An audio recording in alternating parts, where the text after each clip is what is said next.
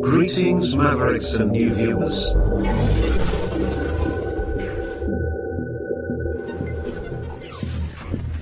Tonight, direct and live from the Maverick News Network World Studios.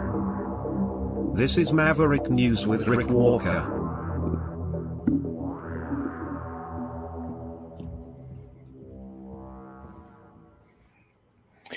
Welcome back, everyone, to the Maverick News channel. A little twist on the opening of the program tonight as cancel culture continues to spread controversy in the United States, the whole world, really, a powder keg because of the tragic, horrific killing of Charlie Kirk, and that entire event highly politicized, and it's deepened division, certainly in the United States and elsewhere, certainly seeing it here in Canada as well. And that will be the focus of our broadcast tonight again here on Maverick News as they continue their preparations for tomorrow's massive Charlie Kirk Memorial in Glendale, Arizona. Over 100,000 people expected to attend. And the controversy swirling around that is resulting in skirmishes, scuffles, protests, arrests. I think there was even one, maybe two people, at least one person arrested who was armed in Arizona, I believe, today. So we'll dig into that as well when we come back on the other side of this.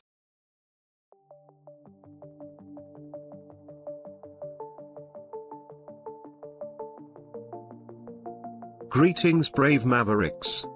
Our quest for truth continues. We go beyond fake news. Together we expose propaganda. Together we pull others out of rabbit holes. We are Maverick thinkers.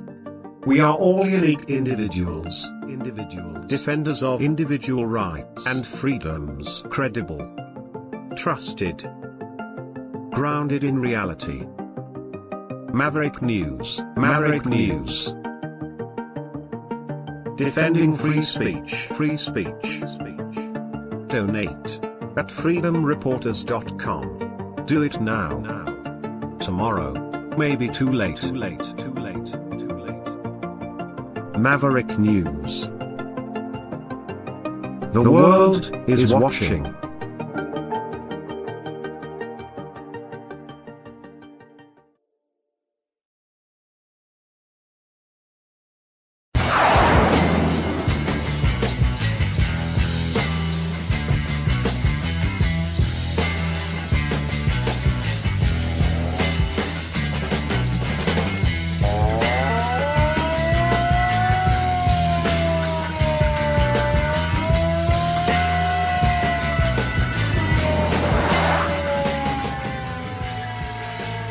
Maverick News. Fighting for freedom.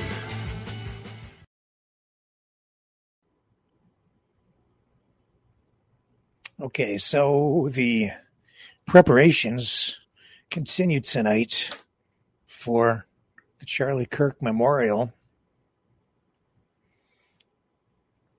Just checking to see what the latest is on that. I know that they're expecting about 100,000 people. Final preparations underway. This is in Glendale, Arizona.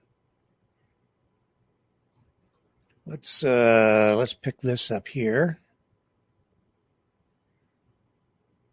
Let's dip into this just right off the top and see what they're saying over here.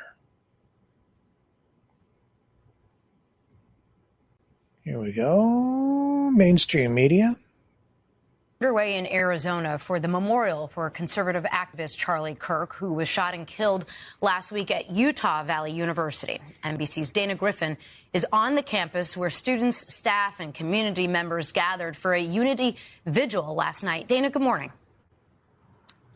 Laura, good morning to you. Yeah, thousands of UVU students and Charlie Kirk supporters gathered here last night to pay respects, but also to focus on healing and unity as they paid their respects.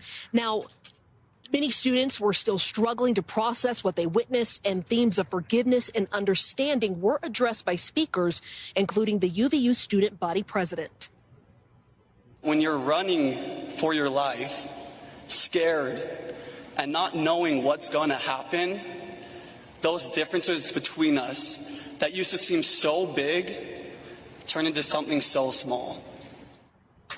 Attention now turns from Utah to Arizona, where Charlie Kirk's memorial will be held tomorrow. Tickets are open to the public, but will be first come, first serve, and attendees will face a massive security presence there due to the sheer volume of high-profile attendees. Confirmed speakers include Vice President J.D. Vance, Kirk's widow Erica Kirk, and President Donald Trump, along with other members of his administration.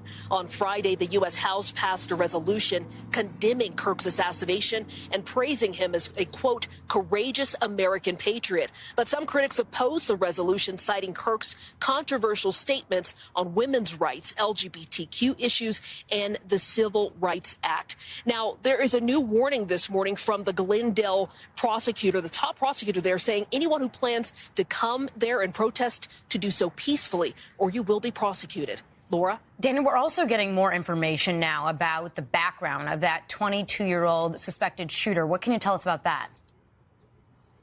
Yeah, so Tyler Robinson remains behind bars this morning. He is awaiting his next court appearance. Prosecutors there are seeking the death penalty. But new this morning, NBC News is learning that federal officials have yet to find a link between Robinson and any left-wing groups. That is according to three sources familiar with the investigation. And that is also despite the president saying multiple times that there is some sort of connection.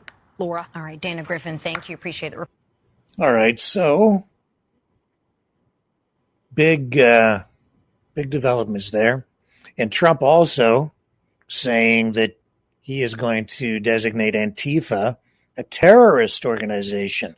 There's a word that keeps surfacing. It's being thrown around, I would say carelessly in many cases. It's being used without really being defined. And Trump is saying Antifa will be designated a terrorist organization. It's becoming a topic of conversation. I think we will be digging into that more in the days ahead.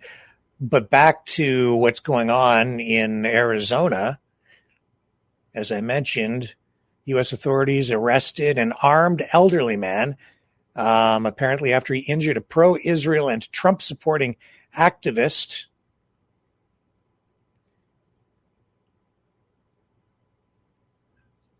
No, I'm sorry. This is not the clip that I'm looking for. Hang on a second here.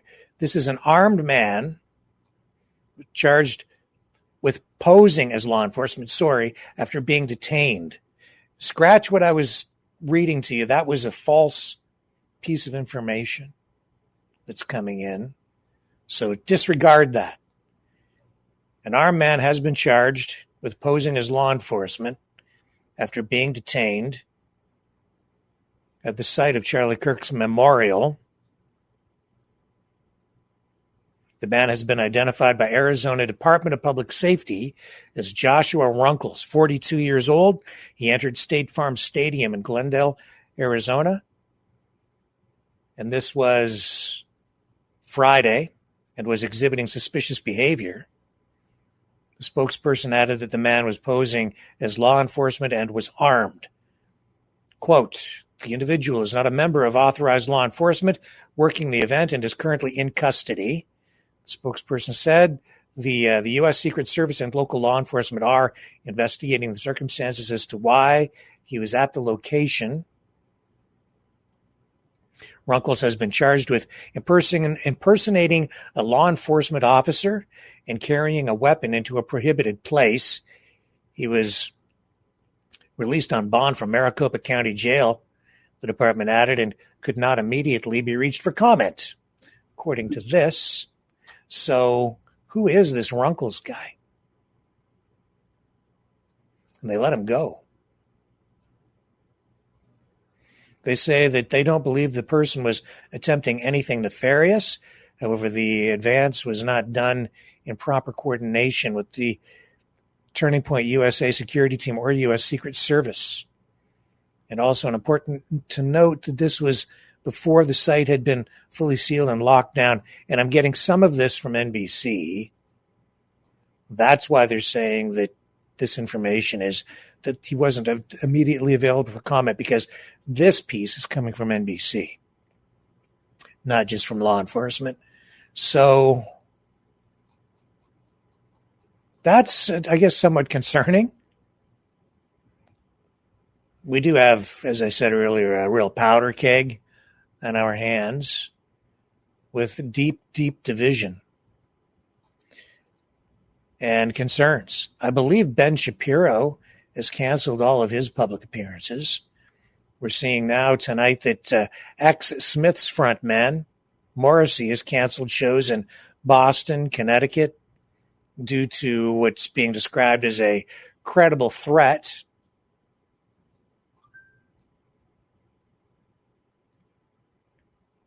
Says here in a statement, due to recent events and out of an abundance of caution for the safety of both the artist and band, the upcoming shows this weekend at Foxwoods and MGM have been canceled.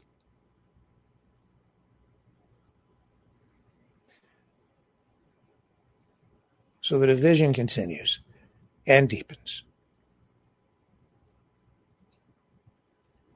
And here's CBS. Just checking in over there to see if they have anything other than what we've already reported on this man being arrested.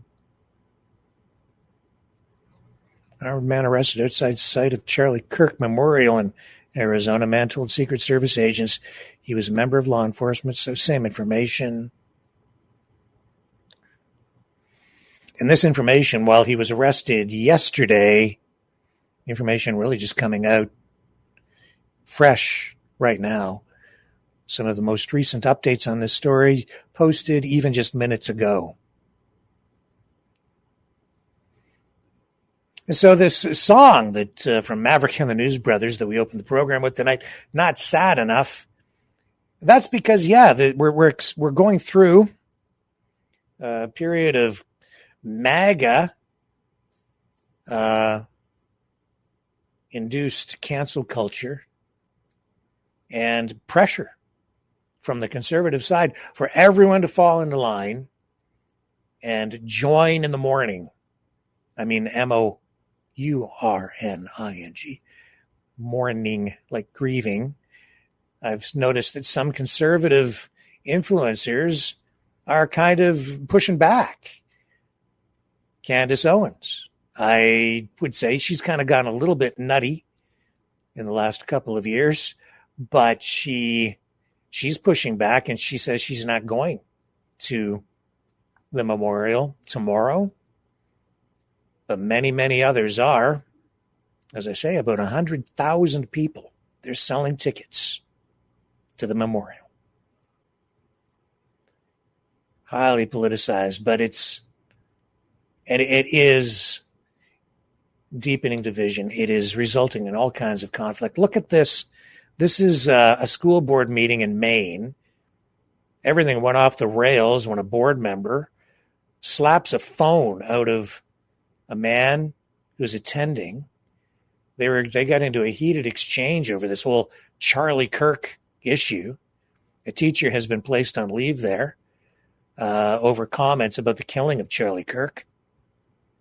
And the man is there saying, I demand counseling for the kids who were hurt by Charlie Kirk's death. The teacher dissed. This man's name is Tim Bodnar.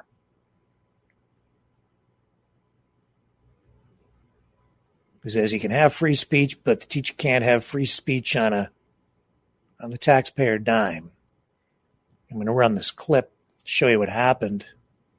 It just illustrates how emotional this all is. You're not even going to let go.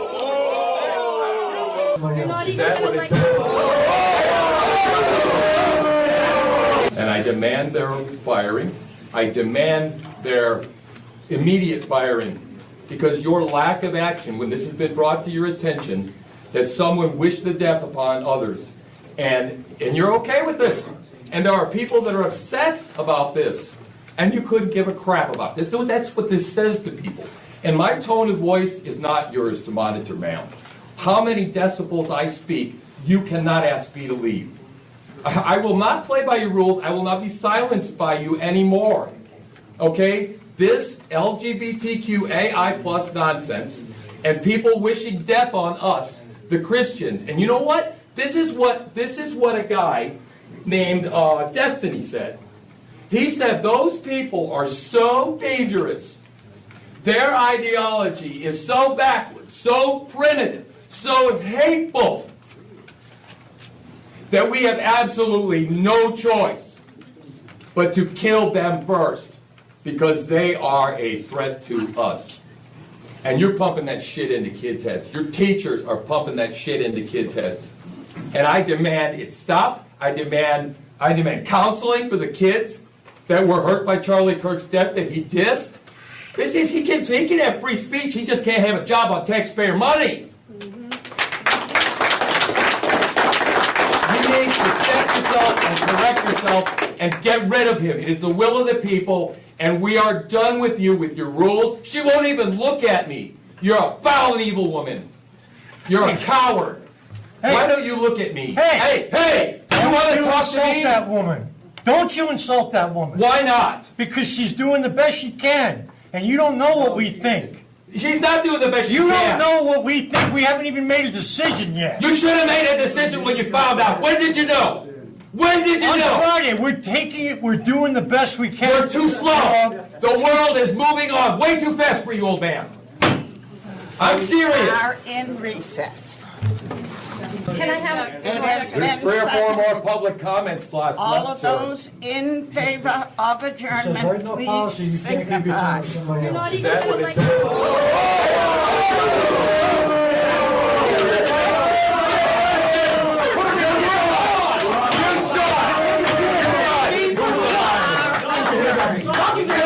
Hands up. He needs to go. No.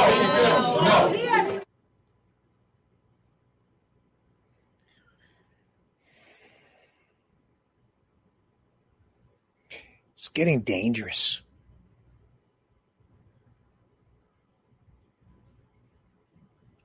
You know, I think back to Trump 1.0. And I remember the Antifa protests. We still see some of those. And I've said that Antifa acts like fascists because they get out and they have been violent. It's not cool.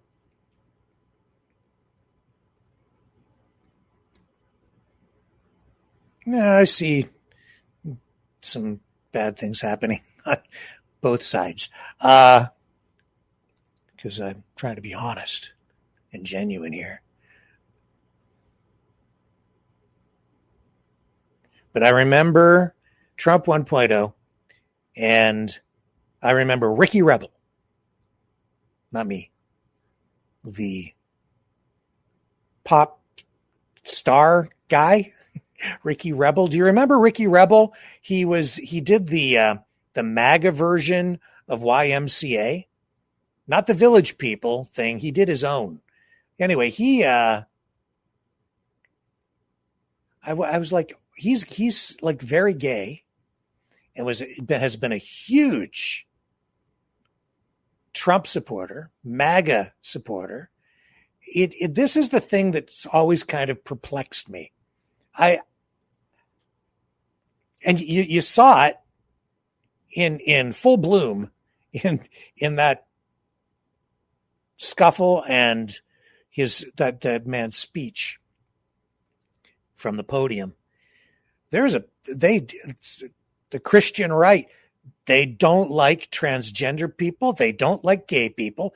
They'll say, and I would say some people are tolerant, but they don't like gay people. And there's this strange mix. Ricky Rebel went out of his way. Like, I don't know if he did it so much to sing that song for himself or to just capitalize on the MAGA wave that he was riding at the time and still sort of does. But it's a weird dynamic, a weird fit. It doesn't feel like it fits. You see all these people, they're turning this whole thing with Charlie Kirk, a lot of people, into an anti-LGBTQS plus thing. They're turning it into an anti-gay thing. You know darn well that that's what a lot of this is about. And especially transgender thing. So I thought, well, I'm going to go and look to see what is going on with Ricky Rebel.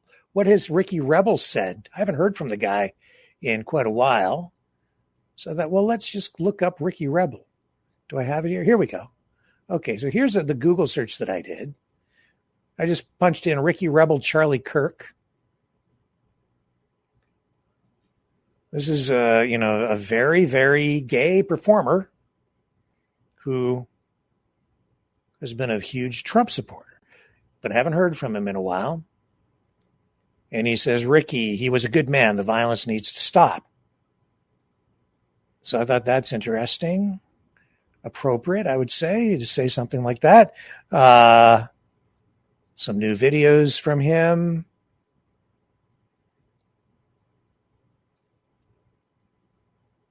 And that's about it. So I did try to go to the Facebook page. What happens? The content isn't available. So something weird is going on there. I don't know if it was taken down, but I can't see that post. It's in Google, so he said it, but can't find the post. So I was able to go to his Facebook account. And here's what Ricky Rebel, you'll recognize him, I think, when I show you his Facebook page. Here's the Ricky Rebel Facebook page. Ricky Rebel, 397,000 followers. Straight Talk on Weddings with Ricky Rebel and Dr. Marissa, whoever that is. This is not, I wouldn't say this is your typical MAGA supporter. But there he is. This is, I think, an illustration of why the populist movement is somewhat dysfunctional. It also makes me think back to Freedom Convoy. Remember our friend Barry Thongman? Thongman? Do you remember Barry Thongman? I always wondered why is Thongman hanging out with a lot of the folks here? And everybody seemed pretty tolerant back then, but now much less so. I don't hear from Barry Thongman anymore.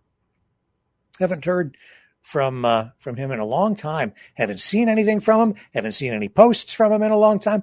I don't know if anybody else hears from Barry. Very nice fellow. He was on the program a few times. Very dedicated to the whole freedom movement, but I'm not sure he fits in right now with all the anti-transgender rhetoric that is surrounding the Charlie Kirk thing. And a lot of people want to go to war over this stuff. And there is the truth too. It scares me. It really does. This is what Ricky Rebel was doing 5 years ago when he performed the MAGA YMCA. He was surrounded by BLM, Antifa, and police. What a weird scene. You see, I remember, I won't tell you which relative, but this relative that I have was kind of very anti-Trump at the time. And I remember sending, I don't think it was this one. It might have been, but I know it wasn't this one because it was a very happy version of the Ricky Rebel MAGA YMCA thing. Yeah! Everybody let's dance! MAGA! Everybody let's dance! Oops, there we go. Just like... So he's... I'm going to pull that down so we don't get a copyright strike. There's Ricky Rebel, and he gets surrounded by Antifa. Cops have to come in. BLM comes in. So here's this very progressive entertainer. He's got a long history in the music business, actually. I mean, he's been fairly successful, kind of going solo now. It's just weird. So I just thought I'd check in and see what Ricky Rebel is saying, but he's not posting much about it that I can see about the Charlie Kirk stuff. And he doesn't appear to be like really focused much on the MAGA movement at this point anymore. So things seem to have shifted there too. Maybe I'm missing something. I just don't know.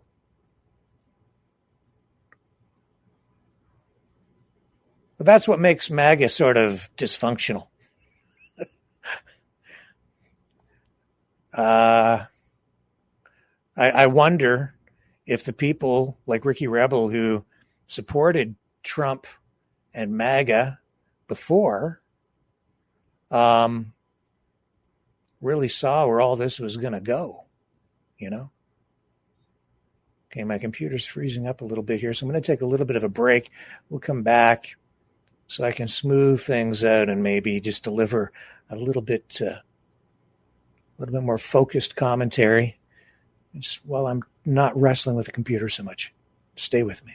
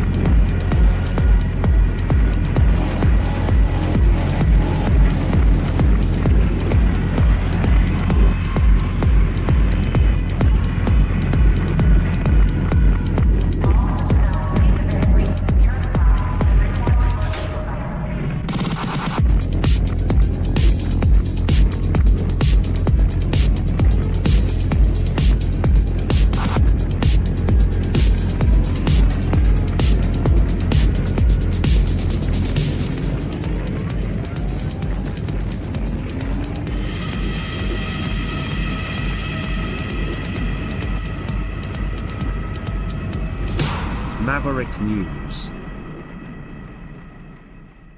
The world is watching. See, I remember sending that video of Ricky Rebel to this relative and saying, you see, Trump's not so bad. Trump's very tolerant. Like it is like there's a place for everybody under the MAGA tent. He's not the boogeyman everybody thinks. Well, things have changed a bit since then. There's just a lot of division there. That's why I just brought it up. And now there's as Trump, and don't forget, YMCA has been the theme song for the whole Trump, like not the theme song, well, kind of used at all the rallies from the beginning and even till now. Performed by the Village People, it's kind of a gay anthem. Some even members of the Village People might deny that, but it is, and the gay community has embraced it as such. So whether people like it or not, it is. It's a gay anthem, and Trump rocks to that at his rallies. And it's this whole, I mean, I think back to the Reagan era and the Meese Commission, and it's just the conservative Christian side has always been, like anti-gay, anti-sex, anti-porn, progressive. Now we're seeing it taken to a whole new level because really, as I've been saying for quite a while, there is this convergence happening. We are seeing the MAGA movement aligning with the traditionalists, the Duginists in Russia. Dugin predicting that MAGA will be on side with Russia and allied as we get this war against liberalism unfolding. And I've told you that's what's happening here. It's a war on liberalism. That's what I'm seeing just within the last few days, really ramped up, and exactly that rhetoric too. Liberals and crazy leftists, left-wing lunatics, and the word terrorist being thrown around like crazy, which I find very concerning because they're using it against Venezuela. They're using it against Canada. They're using it against their own people in the United States. I'm seeing influencers on programs like American Journal. I was watching that, which is sort of an Alex Jones, in the Alex Jones family of productions, right? And they're just describing the leftists as terrorists. As a result of all that, we're also seeing now that Trump wants to designate Antifa as a left-wing terrorist organization domestically, which means that they can do whatever they want. And I don't even know exactly what Antifa is. I'm not saying it doesn't, like they were kind of hiding behind this crazy language of like Antifa isn't even a real thing, but it is a real thing. It's just loosely organized. The problem here is that as they just say that Antifa is a terrorist organization, they can just point their fingers at any person on the left and say, you're Antifa. Therefore, you're a terrorist, and they can do whatever they want to you. No more rights. Be very careful about this one. This one has me a little bit worried. I'm no Antifa fan. I don't like their tactics. For me, they're just basically the street enforcers for the left side of the political spectrum. I've called them fascists in themselves. I'm not sure that's been a really accurate way to describe them, but they act like a bunch of brown shirts. It's just that they're on the left. They're the enforcers for the left. And I don't like the tactics. Never have. Don't like them. Very distasteful. But you start designating a loosely knit organization like that terrorists, and they can start doing just about anything they want to. Look at, the left has been doing that to the conservative side. They were doing it to groups on the conservative side. I think in some cases justifiably so, in other cases not. There's been a lot of overreach there. And I think it's probably the same going back the other way. We'll have to see how it plays out. And I just don't know where it's all going. I do know that if I can find the NTCT news release on this. Here, it's right here. News release from the Office of the Director of National Intelligence. This was sent to me overnight, I think. Anyway, here it is here. I found it. And I'll show you. It's not so much directed just at Antifa, but right here, NCTC, the National Counterterrorism Center, recently disseminated an unclassified intelligence product to law enforcement partners as a media release aimed at protecting Americans against the threat of al-Qaeda left over by the Biden administration. The NCTC product provides local, state, federal, and international partners with the tools needed to combat targeting attempts by al-Qaeda and better protect the American people. It also serves as a public service announcement for Americans who may be at potential risk of targeting by al-Qaeda. And under President Trump's leadership, NCTC is working across agencies to watch list, screen, vet, and pass information to combat all potential threats to the American people and best protect the safety, security, and freedom of our nation, while the potential for heightened threat environments may arise as political and international climates shift, NCTC's recent product serves as evidence that the partnership between our intelligence community and law enforcement has never been stronger. President Trump's policies have ensured that America is more prepared than ever to respond to and address any threat directly, rapidly, and with strategic coordination. It goes on. What's going on here is they're finding justification to crack down domestically on freedom.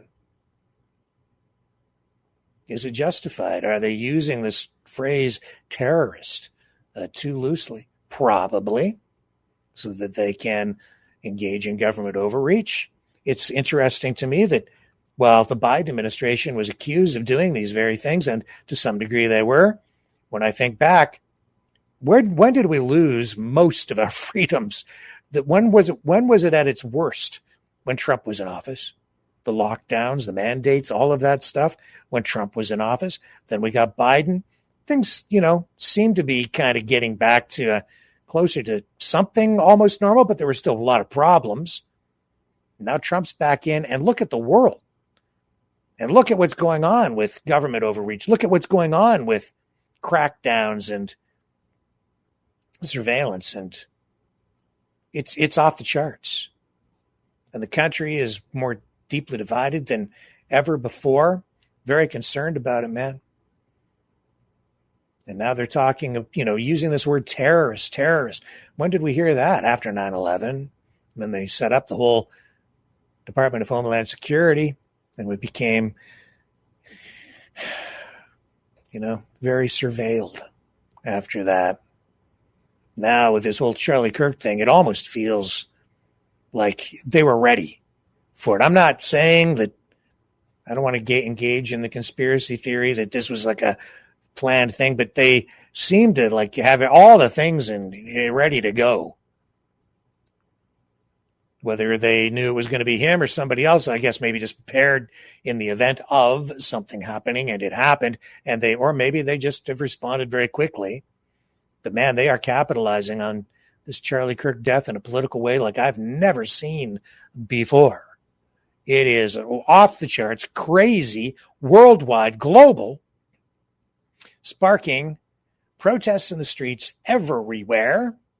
And of course, we've seen cancel culture spread with people losing their jobs. We saw that at charliesmurderers.com website, which has been up. I'm not sure if it still is, but about 60,000 names on there, doxing people, targeting them to have them lose their jobs because of things they've said about Charlie Kirk that were not, I guess, sad enough, not sad enough, or in some cases outright gross and inappropriate. Nevertheless, if you want free speech, I don't know if you throw people in jail for saying stuff like that. Pretty gross. Don't agree with it. People say it. I'm not sure that Jimmy Kimmel deserved to get canceled for what he said. I think maybe he spoke a little bit out of turn and without all the information necessary because the investigation was barely underway. And he was saying, the left is just trying to show that he's something other than one of them or something. I'm paraphrasing. But of course, canceling him, that has set off, some pushback from the other side, but not just from the other side. We're seeing divisions within the Republicans because it is a serious issue. Censorship, the threat of two broadcasters from the FCC, chairman, Federal Communications Commission, of possibly losing broadcast licenses if they don't get rid of Jimmy Kimmel or other people like him. And so they canned him. Ted Cruz. I mean, there's a pretty conservative. There he is. He's not happy about it. He says it's, unbelievably dangerous. Those are the words that he's been using. Ted Cruz rips FCC chair's Jimmy Kimmel threat as unbelievably dangerous. Right there. Oh, there it is over on NBC again. That's the link. Okay. Didn't realize that, but yeah. Here, I'll show you. I'm sure that I wasn't here yesterday, so I'm playing a bit of catch up here. So forgive me if I'm a little behind the curve with you on this one, but it's still worth reviewing because it ties into everything else we're talking about here. Senator Ted Cruz blasted Federal Communications Commission Chair Brendan Carr Friday for threats he made this week related to Jimmy Kimmel's show, calling the Trump administration's officials' actions dangerous as hell.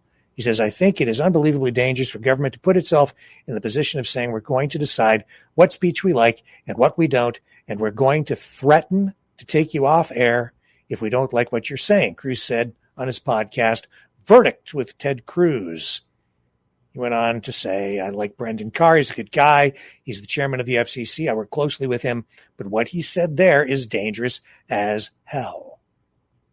It might feel good right now to threaten Jimmy Kimmel. Yeah, but when it is used to silence every conservative in America, we will regret it. Because what goes around comes around, especially in politics. If you are able to keep your republic and your constitutional republic, if you're able to keep a free society, keep their version of democracy. Some will say it's not a democracy, but it is sort of still a democracy. People get to vote. So if you can keep it, then you won't be in power all the time. So you better make sure you govern accordingly, lest you be targeted later. And we've seen that. That's also what's going on here right now. Elon Musk, Doge, the Department of Getting Even, purging. But that isn't even just about getting even. That is taking control of government institutions. That's also what this thing with the FCC is about. That is about control of media. You know, I've said many times before, because this is something I was taught very, very young, even as a child, something that really stuck in my brain. What's the first thing you do when you take over a country in war or in using any other means? When you take over a country, what's the first thing you do? You take over the radio stations and television stations, take over the media. Well, these days, if you want to take over a country, you take over the media. You use the media to take over the country because you engage in information warfare. And it's not just television stations, radio stations, newspapers, legacy media. It's the internet. And if you control the internet, you have a very, very sophisticated and unprecedentedly powerful weapon at your disposal in order to effect change, including regime change.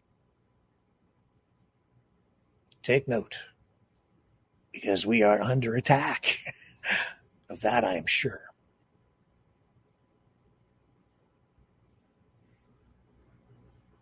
I wonder if Ricky Rebel thought of any of that when he first hitched his wagon to the MAGA train. Oh yeah, you don't think he's flamboyant? Like this is MAGA. This is an arm of MAGA, or maybe not the arm, maybe it's other body parts. Viewer discretion advised. There's Ricky Rebel on his X account. He's got an OnlyFans. Just saying.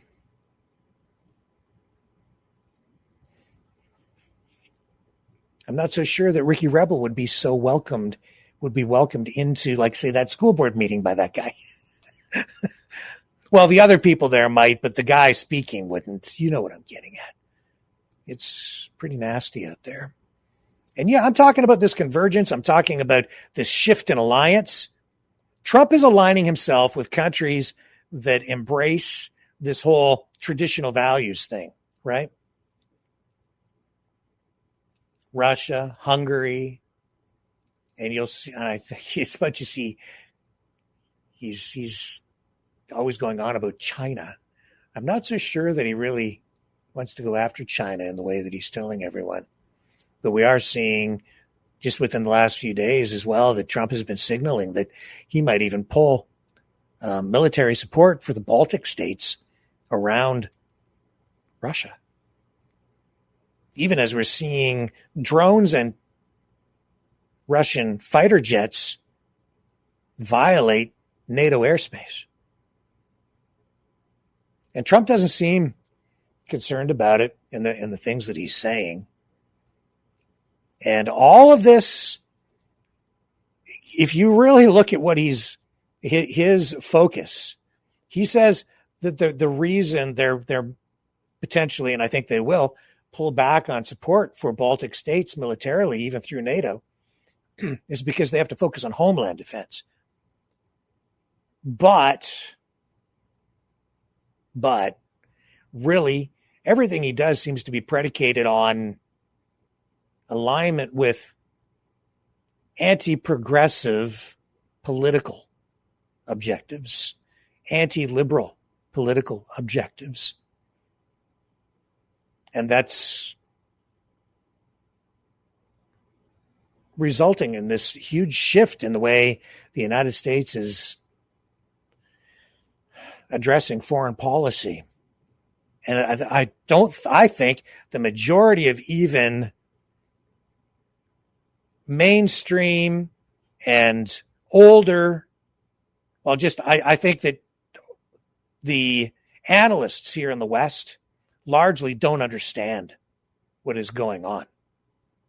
They're still looking at things through this post-World War II rules-based international order lens, and they can't make sense of what the hell is going on. And it's a complete realignment. People on the MAGA side, largely, I think, who are becoming aware of it, are cheering for it because I think some people think this will lead to world peace somehow. And yet, the reality is, I think it's inevitable that if this continues, we will go to war. It will result in a world war because sovereign nations like Britain, France, all these other European countries in particular, do you think they're going to roll over and just give up their countries if it comes to that? No. We'll see what happens. Or even these Baltic states in particular, as we now see they may be targeted. We just saw Russian fighter jets in Estonian airspace. Oh, here, I'll just show you. This just actually came up in my feed, even as I'm sitting here. Look at this. You think I'm making it up? No, I'm not. This is fresh, hot off the digital press. Online. Breaking, according to Reuters, the Pentagon has informed European diplomats that the United States will partially halt military assistance to the Baltic nations and NATO member states bordering Russia. The department stated that the decision is linked to the United States' new priority, homeland defense, like I just said. So there it is. Believe it or not. This isn't Ripley's, but it is Ricky's. Ricky Walker's newscast. I used to have an illegal radio station I set up when I was a little kid. It's true. I called it radio station RWRS, Ricky Walker's radio station. I think I told the story a long time ago. I'll tell it again sometime. Not right now. I amuse myself with it. I don't know if other people find it entertaining. It was sort of illegal, but I didn't go to jail or anything, and I was just a kid. Sorry about that. Sorry for taking over the airwaves. It was fun. I learned a lot. Anyway, let's take a break. We'll come right back. I'm not a pirate anymore. I learned my lesson. My dad got mad at me. I was reprimanded. I was scolded harshly. I will return.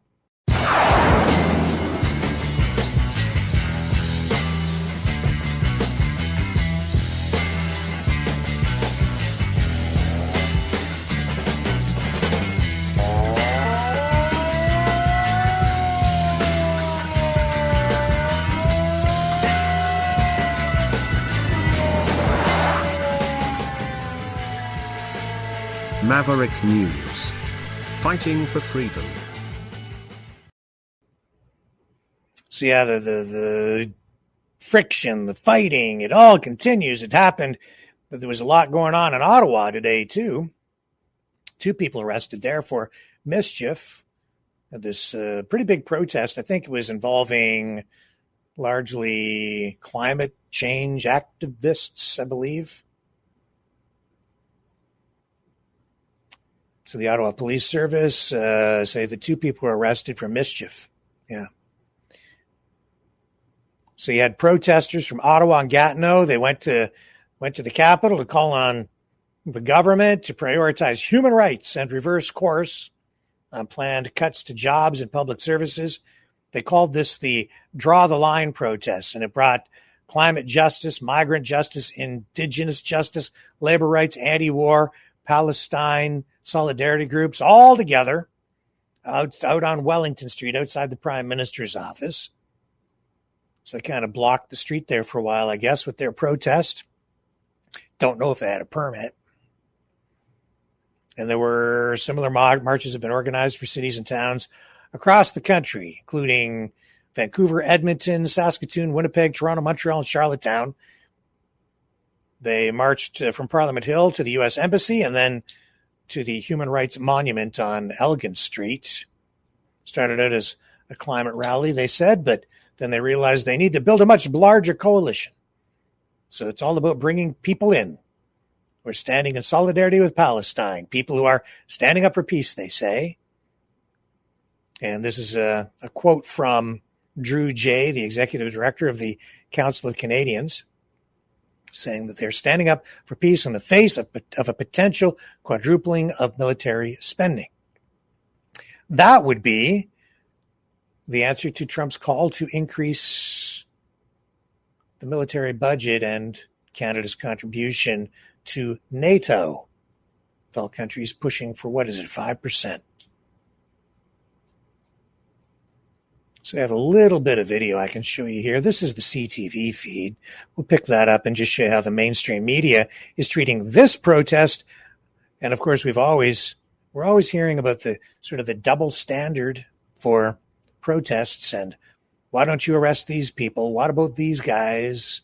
Well, and then how's the mainstream media treating these folks? I think I lost my clip here, actually. No, here it is. Let me pull it over here so I don't lose it again. And on the screen, here we go. Let's listen in. Natalie. Kimberly, the Ottawa Police Service says 2 people were arrested for mischief following the protest. And there was also a large mural painted outside the Prime Minister's office that read, "People, Peace, Planet, Not Profit." United will never be defeated. The people. Liz Deacon and Carol Sulphur are seniors passionate about climate justice. We want the federal government to work harder at some of these issues that need to be addressed and not just pay lip service. The group, part of a large protest called Draw the Line that moved through the downtown streets of Ottawa on Saturday. Here for, as they say on some of the posters, the people, peace and planet, and certainly all the combinations of the different groups that are represented here. A rally against Prime Minister Mark Carney's government priorities ahead of the fall budget. It started out as a climate rally, but we realized that we need to build a much larger coalition. So it's about bringing in people who are standing in solidarity with Palestine. It's about bringing in people who are standing up for peace in the face of a potential quadrupling of military spending. The rally started outside the Prime Minister's office on Wellington Street before moving to the U.S. Embassy and the Human Rights Monument. Speakers set up as the crowd cheered on. The public sector continues. Similar marches were held across the country in Montreal, Toronto, Vancouver, and Edmonton. It's about cuts to public services and opposing the austerity agenda that's been announced. And it's about migrant justice. So the idea is to build a coalition of all the groups working on those different issues. Protesters also painted a large mural in front of the Prime Minister's office that read, "People, Peace, Planet, Not Profit." Organizers said the paint is washable. We started out at Mark Carney's office. He's announced billions in cuts to the public sector while announcing the quadrupling of military spending, while continuing to ship arms that end up contributing to the assault on Gaza. Police said 2 people were arrested for mischief in connection to the painting. Wellington Street was closed for the cleanup. So be careful about using chalk on the sidewalk. You might be arrested for mischief. Or whatever they used, watercolor paint, something that's washable. Even then. They might get you on a mischief charge, and you've seen where that can go. Frozen bank accounts, thrown in jail. It's an all-encompassing, multi-purpose tool. It's like a multi-tool, you know. Just keep it in your pocket if you're a cop and just whip that mischief charge out. And it's a one-size-fits-all, multi-pronged attack tool for law enforcement. Oh, yeah. Yeah. Huge range in what you might end up being, what you might face in terms of penalty at the end, too. So, yeah, mischief. So, yeah, I'm just looking here, too. Trump designates Antifa movement as a terrorist organization. Here's the University of Ottawa.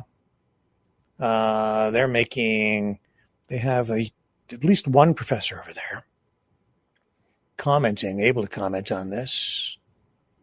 Where did it go?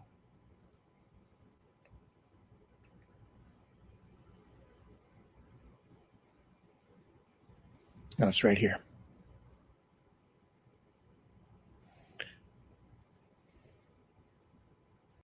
Is this it? No. I'll show you. Bear with me. Many things to click to get one thing on the screen.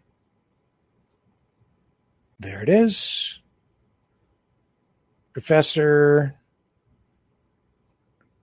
Charles Etienne Baudry, an expert in political science and public administration, says from the University of Ottawa, the term Antifa is vague enough to allow for large-scale repression of any anti-Trump social movement.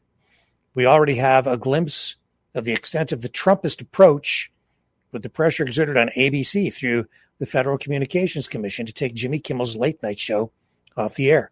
There is only one appropriate stance in these circumstances, and that is to promote the easing of social tensions in the United States as well as here in Canada. We must remember the importance of nonviolence in political conflict in a democracy.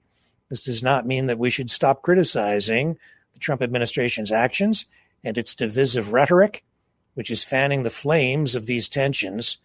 As the saying goes, the pen is mightier than the sword.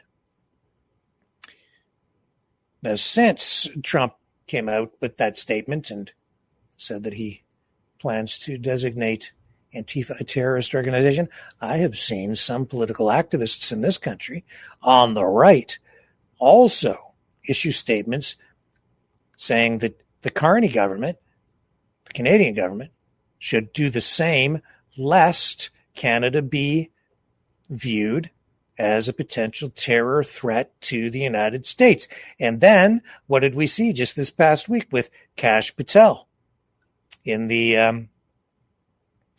those hearings, the Oversight Committee? He said that Canada, the border is so large, it's difficult, if not impossible, to actually close right down. And there is an increasing threat, and I'm paraphrasing, an increasing threat of terrorists coming into the United States from Canada. Again, my view on that is that that is probably being used as a pretext for or a setup for future political or worse kind of action against Canada from the Trump administration. So keep your eyes open for that. Somebody else who has been extremely critical of the Trump administration, Charlie Angus, who now is not only a regular guest on what's that network in the States? the Midas Touch Network, which is sort of I would say it's a I don't know if it's a Democrat, but it's, I don't know, left wing isn't the right word. I don't know what it is. It's progressive, liberal, kind of, I guess. I don't know. Anyway, he's been a guest tonight. Now they've launched, and it's been very hugely successful in the States. Now, Charlie Angus has launched the Canadian version of that. What are they calling it here? Midas Canada. Oh, there's something original. Here he is commenting on the whole Jimmy Kimmel thing. That's the issue for him over there today, too. So I thought we would tune in there briefly to get a clip from Charlie Angus, former New Democrat member of Parliament. Here he is on his new network, Midas Canada. They used the excuse of the Charlie Kirk shooting, and I've already spoken about the creation of Charlie Kirk as this martyr for MAGA to be able to use to go after their political enemies. But the fact that the FCC chair, Brendan Carr, completely overstepped his role as a public official to issue what was essentially a mafia-style threat against ABC to fire Jimmy Kimmel. He said, we can do this the easy way or the hard way. And voila, ABC folded like a cheap suit. Hang on.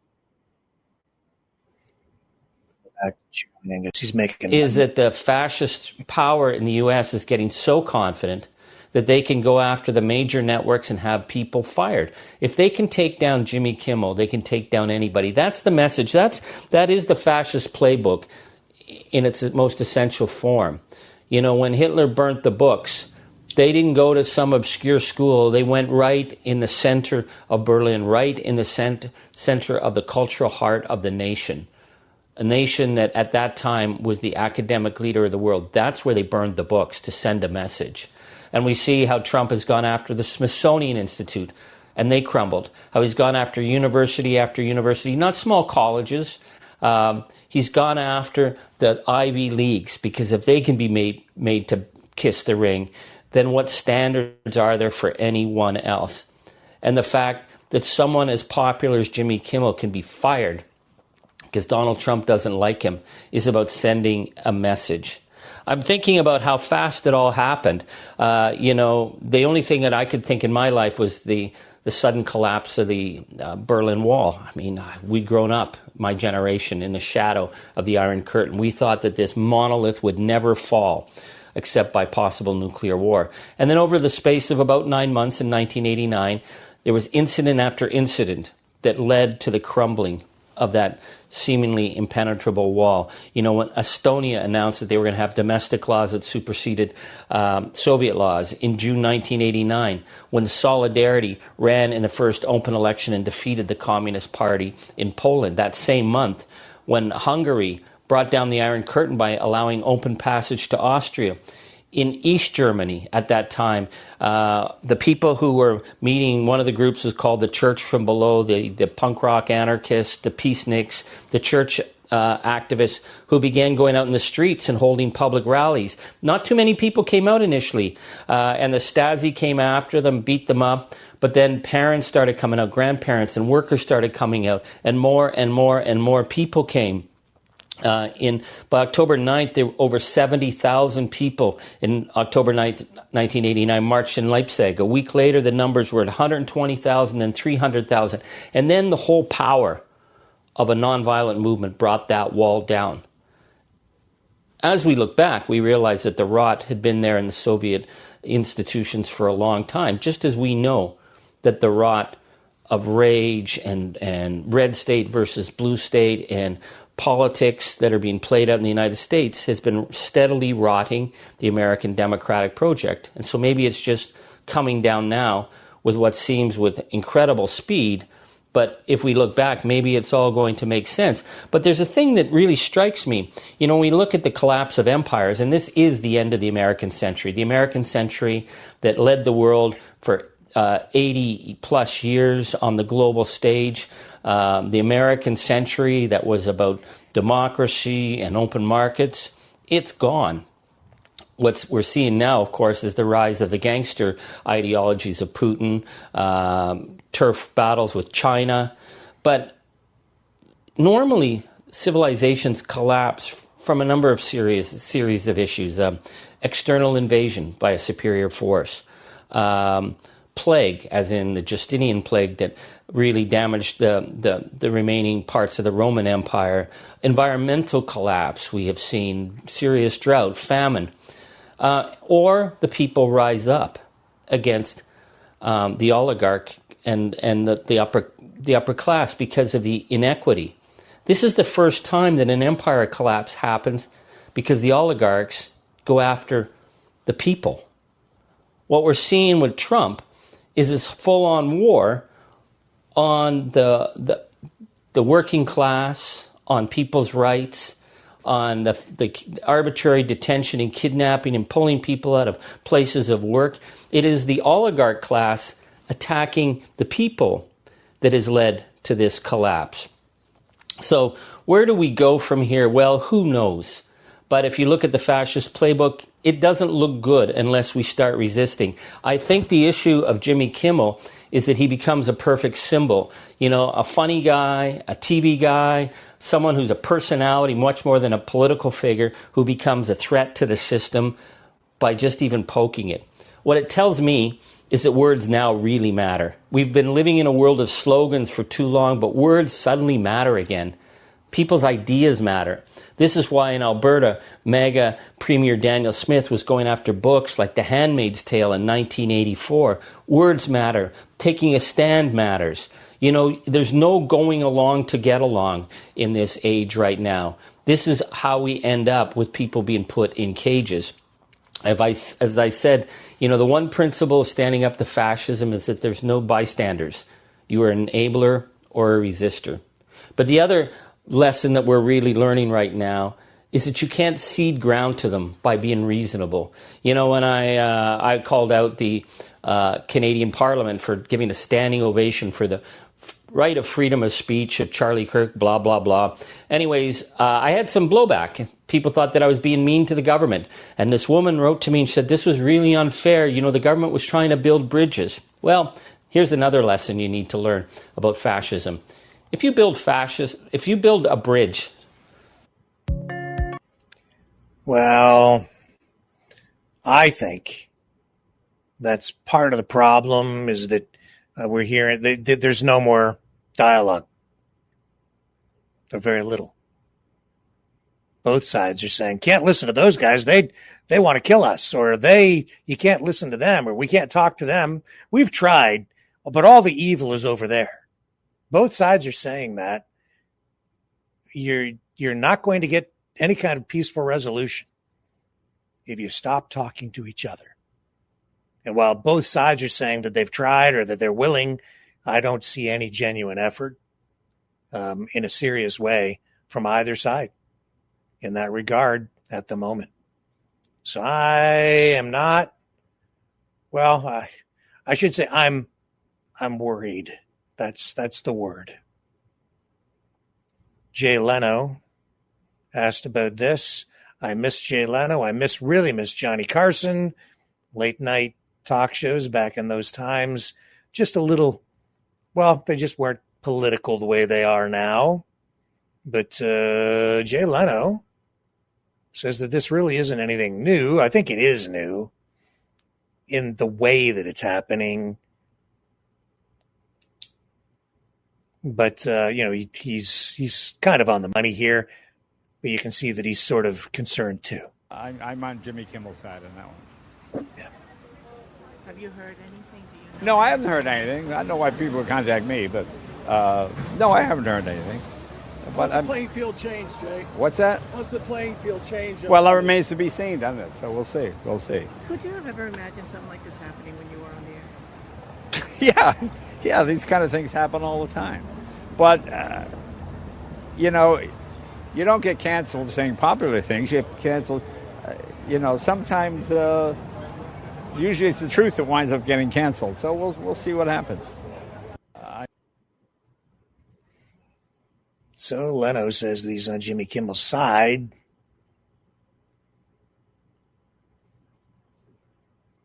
See where it goes. Just checking Trump's feed here on Truth Social. You have to check it because the guy has so much power. Unitary executive control. Here's his Truth Social feed today. Let's do the Donald Trump scroll. He still has that video up of the third Venezuelan boat that they blew out of the water. I see they also boarded another vessel and took some people into custody, I believe. What else? But that was from a day ago. And he's talking here about Adam Schiff. Justice must be served now regarding what? That looks like an ad. Yeah. Just toured Washington, D.C., and it's a totally different place than it was last year. No tents, manicured grass and parks, clean streets, no gangs or vicious criminals. The place is beautiful and safe, and it is going to remain that way. What a difference good government makes. Go to D.C. and enjoy history being made. President DJT. Yeah, you've got soldiers on the streets. You've imposed kind of a form of martial law at the nation's capital. I'm not sure what that says about your country, pal. And I see all these 51st staters who want to join the U.S. Not right now. No thanks. They've got problems. We've got ours too.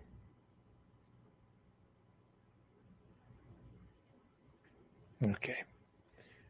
Nothing, strangely, too dramatic on the Trump social feed tonight over on Truth Social. What else do we have?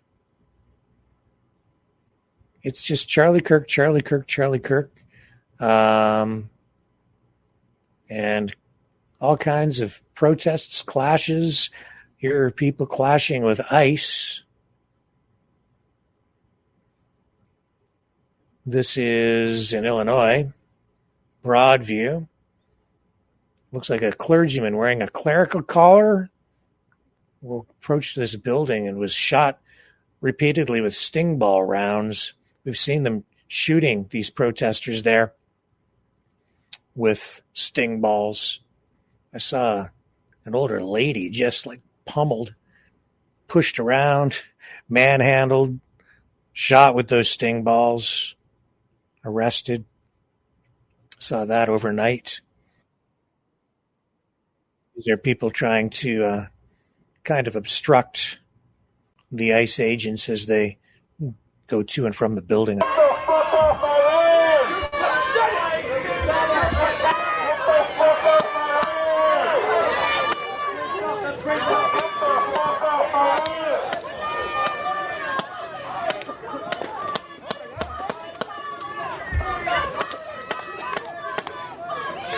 Oh, that one hurt.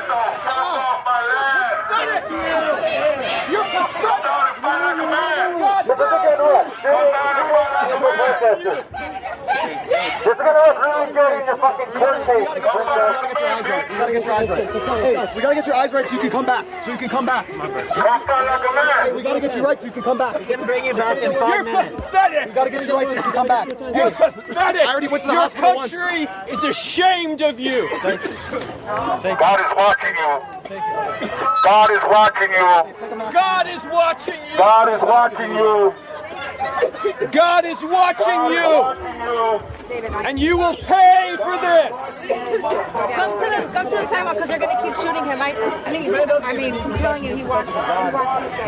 Le dieron en la cabeza.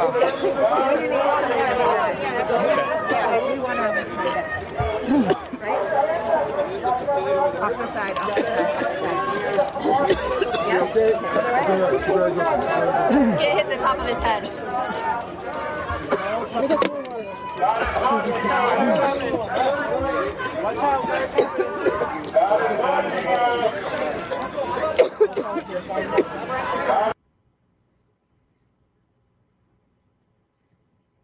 And the protests continue.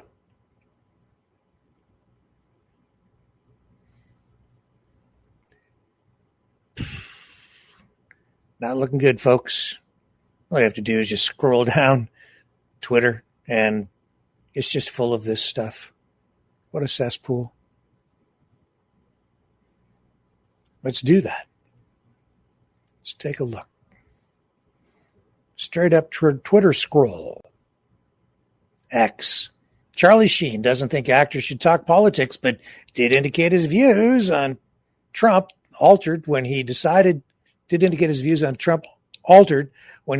go back to doing his own research. I knew it was time to change the channel, and I changed the channel, and I found you guys, Rob Schmidt. Okay. To ask, over on how on earth Newsmax did I end up in this book? I'm going to list some names of people I know well and a few I do not, even though we've never met. Their presence on my television throughout the entire process created a different type of support to get me through a calendar year of sleepless nights. The Wrens, Todd C., Jim Day, the lovely Jules S., a solid dude named Greg. Boom. And two awesome Robs, and then in parenthesis, let's check it out. Yeah. I explain. Well, I knew there'd be no confusion with the "Let's check it out." It's such a badass way to kick off your show every night. Let's check it out. You know, it's not "Let's get after it." That feels aggressive and weird. That's just like, hey, I knew I couldn't write this book feeling how I felt during the first Trump administration, right? And so I decided that I was going to go back to doing my own research, something I have relied on my entire life, and just when I'm curious about something, I do my own research. And I started looking at it like if I was on a jury, and I left the courtroom every time the defense presented a new witness or cross-examined someone or presented new evidence, right? And I left the jury every time and came back and then thought I still had a right to weigh in on a verdict, right? So I couldn't, because I wouldn't have the full story of that case, right? Right. So I knew it was time to change the channel. And I changed the channel, and I found you guys. Right. Yeah, and the nights I did go to bed, which was every night, I went to bed in a much better mood, feeling a lot better about the state of things. That's how that wound up in there. Yeah. No, that's wild. Yeah. So thank you. Thank you. No. If you would have told me when I was a kid watching Wall Street, which I loved, watching Major League, that someday Charlie Sheen was going to watch my show, I would have never believed it. And here we are. And here we are. Amazing. Good to see you. Yeah. What else do we have on the X feed? Oh, David Letterman on the Kimmel thing. Let's listen to David Letterman. My good friend Jimmy Kimmel, I feel bad about this because we all see where this is going, correct? It's managed media, and it's no good. It's silly. It's ridiculous, and you can't go around firing somebody because you're fearful or trying to suck up to an authoritarian criminal administration in the Oval Office. That's just not how this works. My good.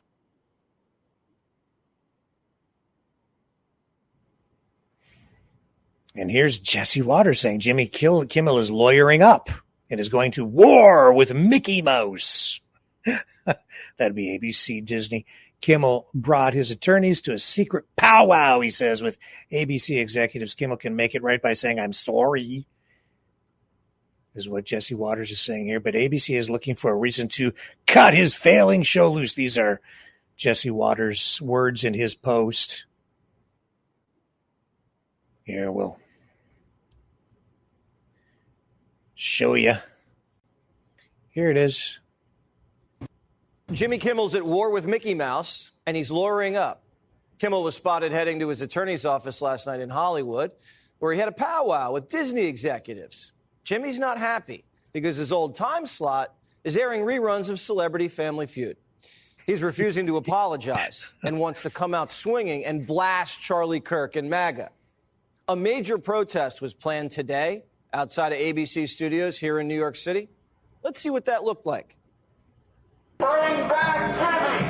Bring back Jimmy! Bring back Jimmy! Hey, hey! Ho, ho! Censorship has got to go! Hey, hey! Censorship has got to go! 11 million people in New York and a few dozen come out to defend Kimmel. The crowd was mostly retired women and laid-off writers. They're telling us this was the biggest free speech attack of the century, and only 30 people showed up. Does Congress care? Not a single person gave a floor speech about Kimmel today. Swalwell just handed out a bunch of hats to 6 people. Does the world care? Millions of people were touched by Charlie Kirk. There were massive vigils. The only person we could find was Irish Rosie, yelling about Jimmy at a local pub. The New York Post reported a bartender said she was necking down glasses of Smithwick's Red Ale, ranting about Kimmel getting the boot. The only other people who care are his late-night colleagues, and they're all taking this really seriously. Kind of. Welcome, one and all, to The Late Show. I'm your host, Stephen Colbert.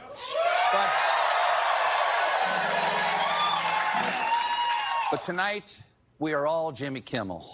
Yeah, a lot of people are worried that we won't keep saying what we want to say or that we'll be censored. We have another fun, hilarious, administration-compliant show. I just want to say before we get started here that I've always admired and respected Mr. Trump. We are all Jimmy Kimmel? What does that mean? We've all lost our company money, started a boycott, and got suspended by our boss for refusing to apologize? We are all not Jimmy Kimmel. People get suspended all the time. People lose their jobs all the time for refusing to get vaxxed, when migrants take their jobs, or when presidents kill pipelines or send their jobs to China, or when politicians defund the police. Kimmel's got 4 homes. He just bought an $8 million beach house, and he's on paid leave. All he has to do to get his little show back is say, I'm sorry, I lied. I was wrong. I've said it. And if you don't want to say you're sorry because you don't mean it, then you don't get it. Maybe you shouldn't come back. When Paul Pelosi got hit in the head with a hammer, some guys got the story wrong. But here's what Jimmy said then. How can we move so quickly to smearing these people? I am a Catholic. I grew up in the church. What I was taught was that if you do something wrong, you ask for forgiveness, and you are forgiven for these things. Kimmel said it. If you're wrong, ask for forgiveness. And he can't do it. And Kimmel shouldn't have been wrong. Everybody knew the assassin was a leftist. That's why Kimmel has producers. We say a lot of things on this show. We don't make up lies. In fact, we have a team of people who work very hard to sift through facts and reputable sources before I make a joke. And that's an important distinction. You know what? I would say the investigation is still ongoing. We don't really know what was in Tyler Robinson's head. Some people would say that he might have been set up. I see all kinds of conspiracy theories that seem to hold even some water, Jesse. So I think the jury is still out. He has not been proven guilty in a court of law, let alone do we know for sure what his political leanings may or may not be, or may or may not have been at the moment that he allegedly pulled the trigger. Just because he's alleged to be living or was living with a transgender male that we are told he was in a romantic relationship with. I think even that, has not been fully, investigated or reported at this point. So I think there is still a lot more information to come out in this case.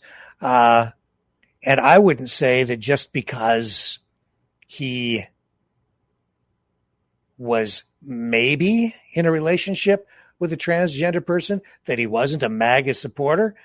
I hadn't even really intended to kind of bring it around full circle, but because I didn't even plan on running that Jesse Waters clip tonight, I'm just scrolling through the X feed. Up he pops, then he says that, but that's what we're hearing a lot of anyway. Both sides from the very beginning have been trying to, if you're on the conservative MAGA whatever side, you're like, oh no, he's a leftist. He's absolutely a leftist. If you're on the other side, if you're on the progressive side, oh no, he's a MAGA supporter. His family has a history of supporting Trump and Republicans, and that's his whole upbringing. I don't know what the truth is. The strangest thing about all, I mean, you don't know. Look, even in the Canadian freedom movement, right? What have we seen? We've seen, I just mentioned him, Barry Thongman, been on the program. I know a lot of other people as well who have been sort of freedom movement, MAGA people. In fact, let me see if I can find it here. Somebody who's been on the program, somebody who calls in sometimes, somebody who, I can find this very quickly, actually. Just because somebody's transgender doesn't mean they're not conservative or MAGA. Look, let me show you what I mean. Right here. Brian Howell. Wishing you a fantastic Monday morning. Thanks for joining us. Right now, we'll be talking about Transgender Remembrance Day. The day is today. Please join me in welcoming from Kingston, Brian Howell. Good morning. How are you? Yeah, good morning, Bill. How are you? I'm very well. I did not know that we had a Transgender Remembrance Day. This is news to a lot of people. Explain the history of this. It's been going for about, I think, 15 years here in Kingston, but it was first created maybe 20 years ago, maybe even 25 years ago in the United States, and it flowed up into Canada. And it's basically to honor or, remember, trans people who've been, murdered simply because of their gender identity and orientation. So that's Brian Howell, who I'm sure many of you have heard on the program, maybe not aware of his activism, his political activism, but also was at the Freedom Convoy, is called in and was always been very supportive of the freedom movement. So I don't know where he sits right now politically.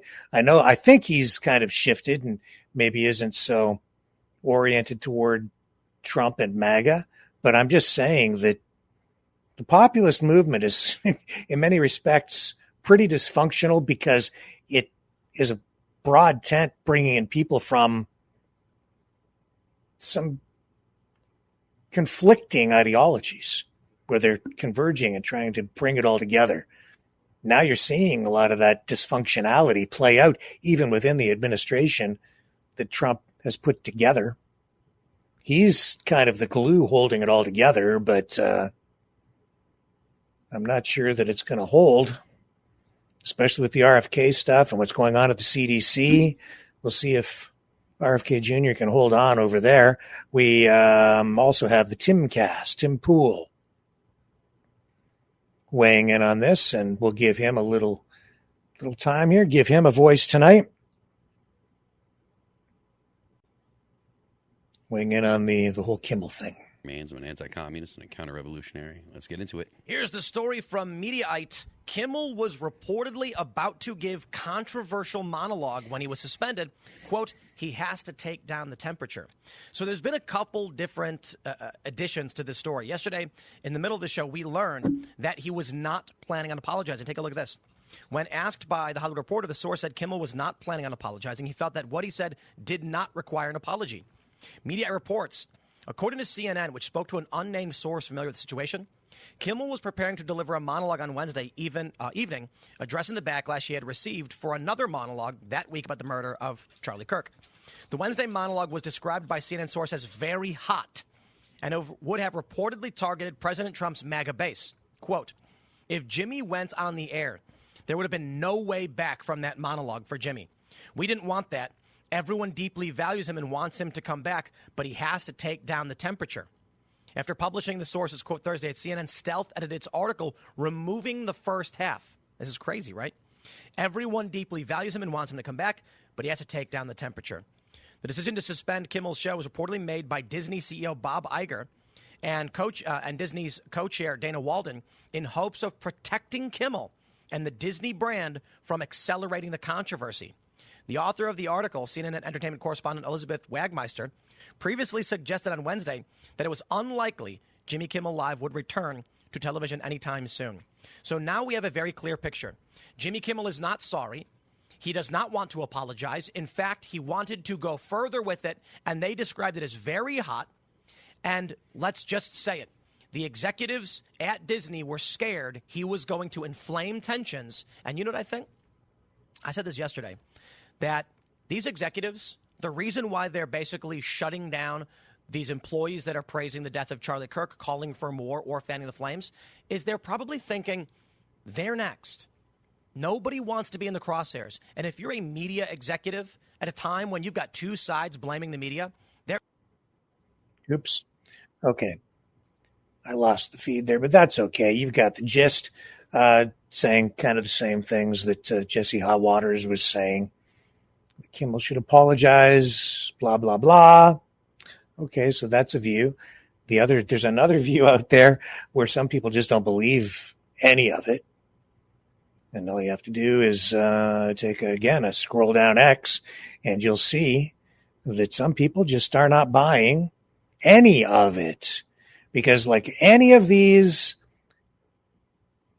major events, attempted assassinations, like the shooting of Trump, I've been caught up in it too. Some people say it's all fake. It's not real. Just take a look. Some people believe that Charlie Kirk is still alive. I mean, that stuff's out there. I'm not saying that's true. I'm not saying one way or the other. You can make up your own mind. But that stuff is definitely out there. And some people are like, I don't know. Maybe. I think it's unfortunate that we live in a time where these conspiracy theories take us to a place where we generally sometimes never really end up knowing the truth. Because all that has to be done is to cast doubt. Just cast doubt. And the next thing you know, you don't know what's true and what isn't, what's real and what's fake. Which brings me to something I want to share with you tonight. If I can get the computer to work. Here we go. Just gotta bring this up. I'm going to leave you with a new song tonight, a second new song. That's two tonight. First song was not sad enough because there's so much pressure on everyone to just be sad about Charlie Kirk because it's politicized. And in no way am I minimizing the tragedy of Charlie Kirk's death. Horrific. I don't really have anything against Charlie Kirk. Never really did. And I'm against all political violence, as you know. but I don't like censorship from any side of the political spectrum. Don't like what's going on. Don't like what Trump is doing with regard to this and the administration. I don't like seeing anybody lose their job, whether it's Jimmy Kimmel or a reporter or anybody else, even if I disagree with them, even if they're on the opposite side of the political spectrum. And certainly if they're on the same side of the political spectrum. It has been done to people on the conservative MAGA side. It was done to me. I've been banned off YouTube. I don't like it. I don't like being banned off Facebook. I don't like losing channels. I don't like any of that. I don't like the cancel culture. So I'm going to call it out, whether it's over there or over there. Wherever it comes from, I'm opposed to that. Don't like it. I do understand limits, but at the same time, I see, as David Letterman said, we see where this is going. It's very concerning. We've already seen books burned.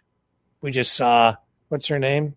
Valentina Gomez, U.S. politician, take a flamethrower to a Quran. If that isn't inflaming things, I don't know what is.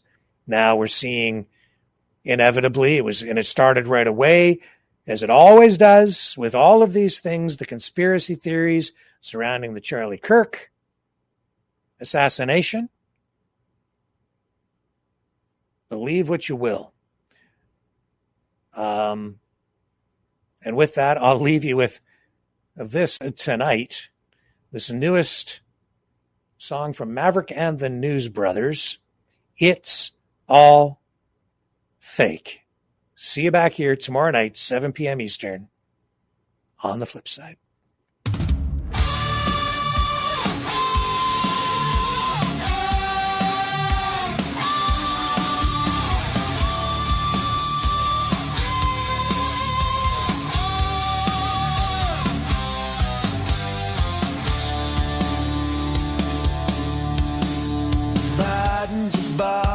Charlie's alive. Elvis flips burgers on the Lower East Side. 10 Trumps mask up on your phone. Shilling mean coins by remote drone.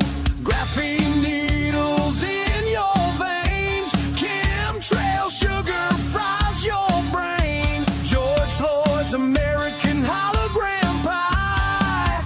Don't trust your lying eyes. It's all fake. It's all fake. The moon is a hoax. Give your head a shake. It's all fake. It's all fake. Your mama's a